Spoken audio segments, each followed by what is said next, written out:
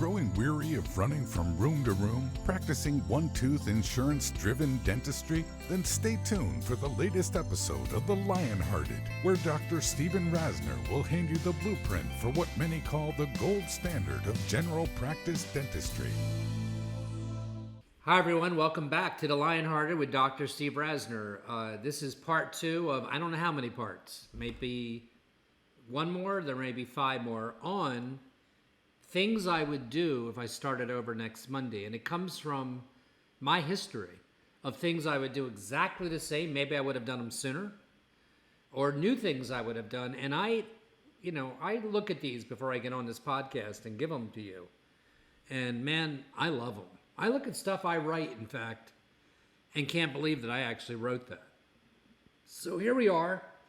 As you know, I'm trying to make these within a 20-minute or so range as opposed to a 30-minute or so range. And I always like to start by giving you my information, so I hope you reach out to me and say hello or ask me for something. I told you in the last podcast, specifically like to know if you like the Rasner Institute to go on the road and maybe give a one-day course near you with myself for a half a day on these kind of how do you kill it principles. When I say how do you kill it, I mean certainly not just financially. Wouldn't it be cool if next week, a year from now, you felt real change in your practice? You had been able to eliminate a couple of those 10 toxic insurance companies you're dealing with. Wouldn't it be cool if your income went up and you had a little bit of a nest egg for maybe the first time in a long time? Wouldn't it be cool if your personal relationships were starting to improve because you were following some of the things I recommended you do and things I would have done differently? So that's what this time that you're spending with me, which I so appreciate. The fact that several hundred of you tune into these weekly is just inspired to me. And my agenda, as you've heard before, is just to influence you, and maybe there'll come a time where I say I'm done doing this. And until then, take advantage of me. My contact information is my name, Dr. Rasner, Dr. Rasner at AOL. And that's where it starts if you need information. A lot of the stuff I tell you, and you should know, I have people coming to me that want to monetize what I'm doing with you. And maybe they're right. Steve, you should record these, which I am recording them. And you can put them in a brand, and maybe someday I will do that. I don't know. Right now, you're getting all this because you're getting it. And it moves me that there's some of you from across the pond in Europe to Australia to even Northern Africa to certainly the United States and Canada. And as I say in all these podcasts, my goal is to change things.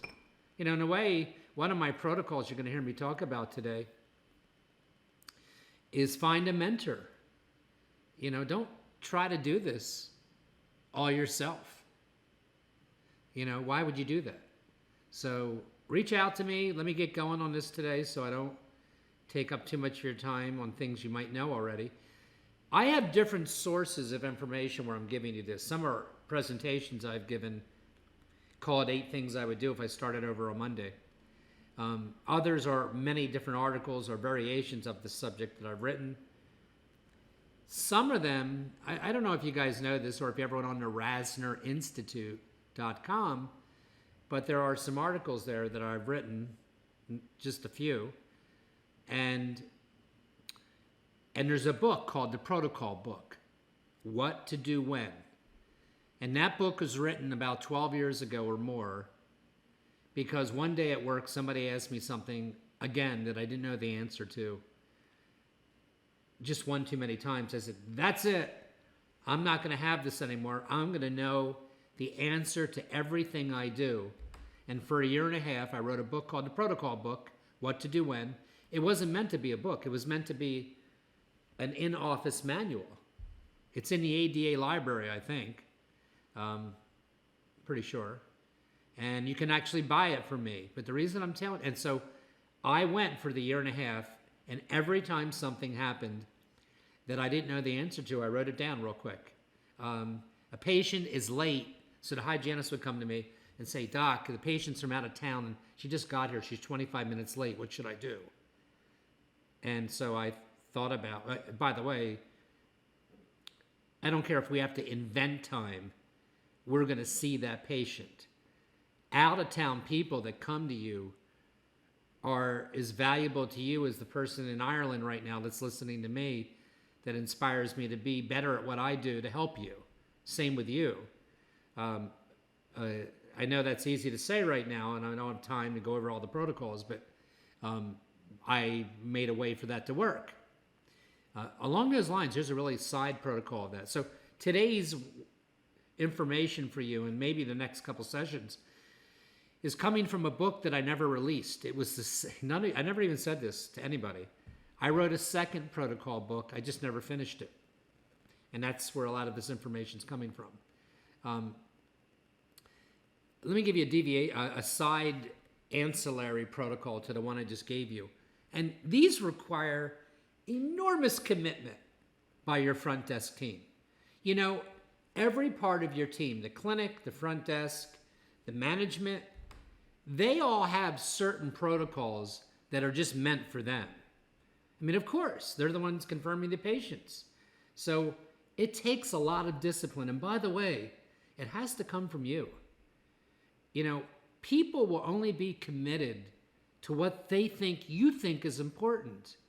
And if you think for 1 second you can tell your team members one time something and that'll be the end of it, then I'd like to be in your house, in your team. It's just not the way the world of business actually works. Certainly not mostly in dentistry. I get it. There's always a member that you only have to tell one time. But for the general population, that's not the case. So your staff will only be committed to things they think that you think are important. And even after 39 years of doing this, I'm not beyond on a Monday morning reminding my team why we have to be who we are, why we have to remember patients' names that walk in that front door and feel connected to them, because we are an out-of-network practice. And these patients can go anywhere and feel like patient number 37. So yes, it is very important to me and very important, I hope, to you, if you're going to work for me, that you embrace that philosophy of knowing who's coming in today. Let me look up their chart. Let me look in the computer on anything special that I know about them or should know about them from their last visit, a recent vacation, a grandchild, an illness, or something along those lines. But one of the protocols is when you have an out-of-town patient, hell, that's not easy in themselves for your front desk team member to remember. I mean, that takes discipline. You're confirming Tuesday's appointments on Monday. Are you even looking where they're coming from? You know, a lot of you listening to me have very special practices yourself. And it is an honor and a privilege to be successful in dentistry today and not be a part of the general corporate mass, in my opinion, of corporate dentistry. And you took yourself off the hook on the management and all that kind of stuff. And there's nothing wrong with that if that's what you chose to do. It's not what I signed up for 39 years ago, and it's what I think a lot of you haven't signed up for. And that's it's not my philosophy. My philosophy is for you to be your own boss, cause your own shots, do what you want to do because that's what you want to do, and not have a corporate office tell you, well, you're now going to open up on Sundays and we're going to do ortho or pediatric dentistry or whatever. That's what you choose to do, fine. That's not what you should be. If you're tuned into that for this podcast, you got the wrong podcast. So it's equally an honor for you and a privilege that a patient that once used to come to you moved. I had patients like this, and I know some of you do. They moved 3 hours away, and they still come to you. I mean, I don't know, maybe I'm weird, but that gives me chills. That inspires me. So yes, I'm going to take it one step further and ask that team member to ask the out-of-town patient that they are confirming, is there anything special going on in your mouth? And we know you come 2 hours away, an hour away, that you want doc to take a look at, so we can somehow adjust the schedule and be in that zone that we might be able to do something for it when you come down. Yes, in fact, I have a loose crown on my upper right. And then the diligence will come in that will investigate that. Is that a crown we did? Does it have a history of a root canal? I mean, we are very specific with this patient. And a post in court, which they almost always have, right? The loose crown, it's really a loose post holding the crown in the tooth. You know, has it been re-cemented before? Don't you want to know these things? I mean, it's coming out right this moment in this podcast, but that is the essence of what I'm trying to communicate to you. You all ask me, how do you do those numbers you do? I mean, and even I get freaked out sometimes by, you know, the numbers myself, which sometimes they stink, by the way. Sometimes but what the answer is, it's preparation. It's a relentless pursuit. I didn't invent this phrase. I think Lexus did, or somebody, of excellence. A relentless pursuit of preparation. Think about what I'm saying to you right now. I'm asking you to ask your front desk team member to take it under their philosophy that when they confirm an out-of-town patient who tells them they have a loose crown, they're not going to just write loose crown on the schedule in the computer for you tomorrow. And that doesn't fly for me or you. They're going to write not our crown, or our crown done 2005, history of root canal, post-core, you recommended an implant, recommended crown lengthening, whatever you did, re-cemented 2 times. Don't you want that info when you have to break from what you're doing on Monday and walk into that room? Don't you want that kind of preparation? Well, that's what I'm talking about. That's what this protocol book is all about. That's called the out-of-town patient protocol, by the way.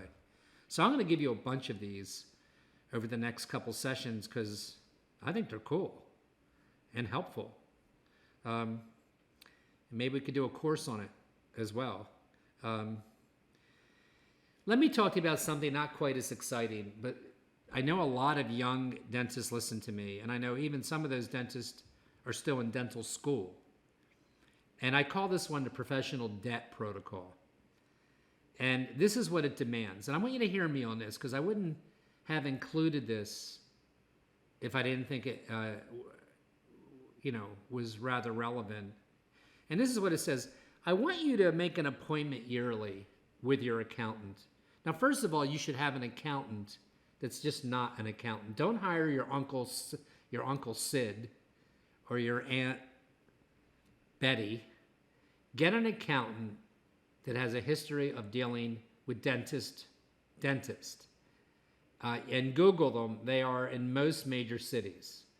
I don't have any connection with them, but I'll tell you one that resonates in my head. I think their name is Kane and Walters in Texas. I know there's many of them. I'm just giving you an example. Just Google that. And you should do that from the very beginning. And then sit down with them once a year and look at the health of your professional bank account. It also, that same protocol mandates. See, if you follow rules that you create and you're just not a cowboy and you're not reckless, it makes your life management easier, even your personal life management. And remember what I've told you many times in this podcast. I violated most of these rules. And I'm working hard over these years to overcome a lot of mistakes I made. If you don't spend your time overcoming the mistakes I made, you're going to be in Schaefer City. Those of you in Europe, Schaefer City means you're in a good spot. I don't know where it came from. Okay. Also, any major purchase that you make, anything greater than $50,000, I want you to make an appointment with your accountant. Worst case scenario, positive impact on your practice. What's the deal? If nothing, do not go out and buy such a item without sitting down with a financial, especially one that's clued into dentistry. You know, so maybe it's a scanner and a CAD cam. And of course, most of you listening have these already. But you really can't rely on the advice of your sales rep. You know, let me tell you a story. I purchased my first CT scanner 3 years ago. And it cost over $160,000. You can get them now for, I think, 100 good ones. They're just what I just said. Now, I had to because I do that amount of volume of implant dentistry, and it was warranted. But one of the sales pitches was it'll pay for itself because I can submit it with medical codes within a very small amount of time. And I've had the CT scan for 3 years now, and the process of submitting for medical code reimbursement has become arduous at best. And as I talk to you right now, I've yet to receive one payment. And it doesn't matter with me. It doesn't matter with me because I need that. And anybody that does 100 implants or more should probably get a CT scanner. But don't, be patient with these things, especially early in your career. What did I do prior? I farmed them out. I farmed out my CTs and, I paid for them, for somebody else to take them. So don't burden yourself. Let me tell you something else. And you're not going to like this one, and maybe half of you won't listen anyway. But either if you're right out of school or you've been out of school for 20 years and you're not in a good spot, you're really in debt. Maybe like I was at one point. I'm not anymore at all. I'm in a good spot, but there was a time I wasn't. When you hear me say, what is success? And I say, it's not worried about making payroll. That's because there was a time when I was worried about making payroll. And I know what it feels like. I truly do. And this advice I just gave you about sitting down once a year with your account, it is dead on, man. It is straight up. You need to follow that. Or making a major purchase. Don't just go out and do it. Nobody's going to talk to you like this. Along those same lines, I would live pretty frugally my first 10 years out, or for the next 10 years if you want to recover. And that requires change in your behavior. Maybe you can't go to that fancy men's store. I'm not telling you to wear sweatsuits for the next couple of years, but maybe you don't need the $1,500, $2,500 suit. 3 of those a year, or 2 of those a year, or even 1 of those a year. I was that guy. So here's another protocol that may sound converse to what I just told you, but it's not. And that is pay yourself first protocol. There's a book out there that you may want to download called Profit First. And I had this principle before I ever heard of those people. By the way, they are connected now in dentistry.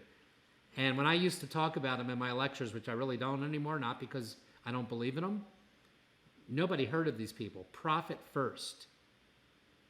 And one of their principles, and they're right, is that no matter how thin things are right now, you have to pay yourself first. You are one of the vendors you have to pay. And I'm going to tell you, not only that, you need to save 10% at least and put it in a spot. If your wife is more frugal than you, or your husband is more frugal than you, then let them control that part of it, and you put it in a location where you're not going to touch it. It is untouchable money. Because the power of compounding interest and the growth of money early, especially in your career, and if you're I'm talking about right out of school, pay yourself first. Do not put yourself in a situation or get out of the situation. If you got too fancy of a house or too fancy of a car and you are working to pay debt, then you're not on the right road. I'm not going to tell you to give up hope and you can't fix it, because you can. Because that's what I did. That's the road I took. A shore house, a fancy house besides that, every foreign car you can think of. And because let me leave you with this. This is an important principle. God, I hope just one of you connects with this stuff. I used to decide whether I can afford something by how it affected my monthly bills. So I want you to hear me out for a minute.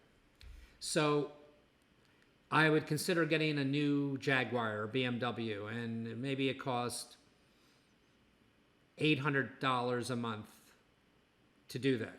And of course, I would always want to do it without putting a dime down because I didn't have so many extra dimes to put down.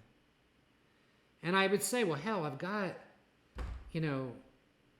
30,000 coming in here a month back then. What's $700?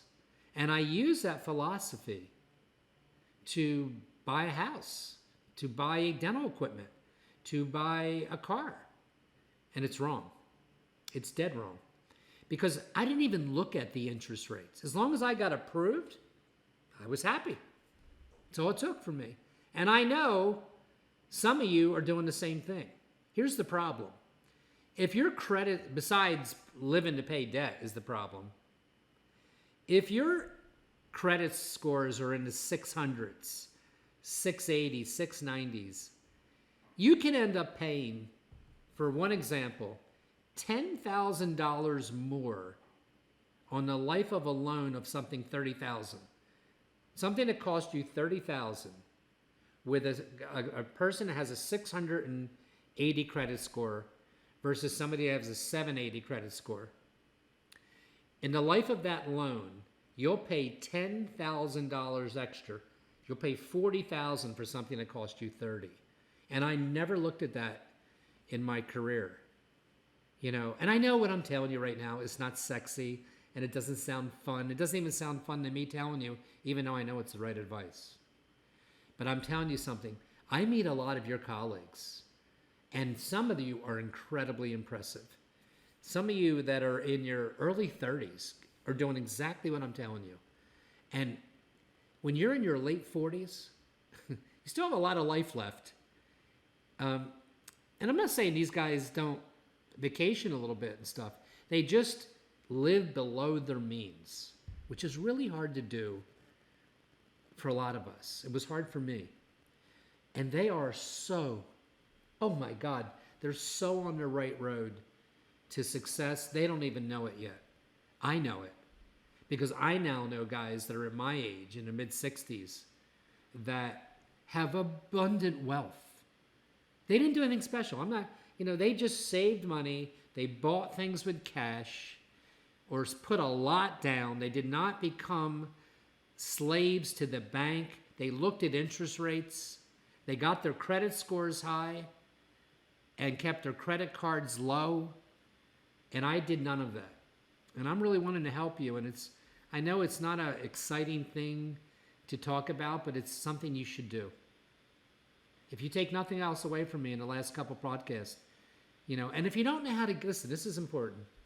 If you don't know how to get there, because maybe you've been out for 25 years, and I, at 25 years, which was only 14 years ago, was probably not nearly in the right place. If you need personal help and advice, then write to me. It's nothing embarrassing about it, because it requires a different way out if you are 50 and you're in this situation versus you are, 31. 31's a little easier to work for. A little easy to work your way out of. Let's see where I'm at.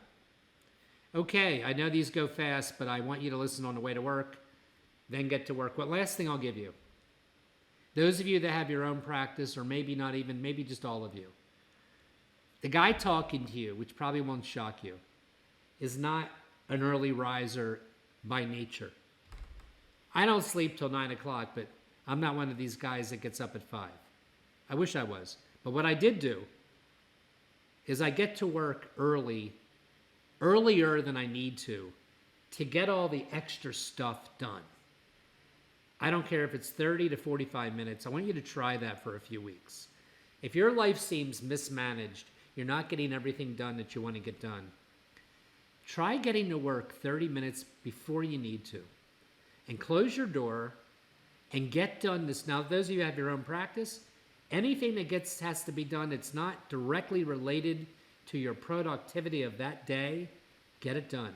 Calling back a lab, calling back a guy about a course you might take, crossing T's and dotting I's, making sure you're registered to get your oral sedation permit course. I can't think at this moment. Setting up the meeting or Googling the dental accountant that I want you to have. I hope this is helping some of you. It feels to me like, when I do these podcasts, sometimes I come in and out of how much am I resonating. The last couple feel like I am resonating, at least on my end. I hope I am, and I hope I'm helping you in some small way. And have a great week. Thanks for tuning in to The Lionhearted with Dr. Steve Rasner. Thanks.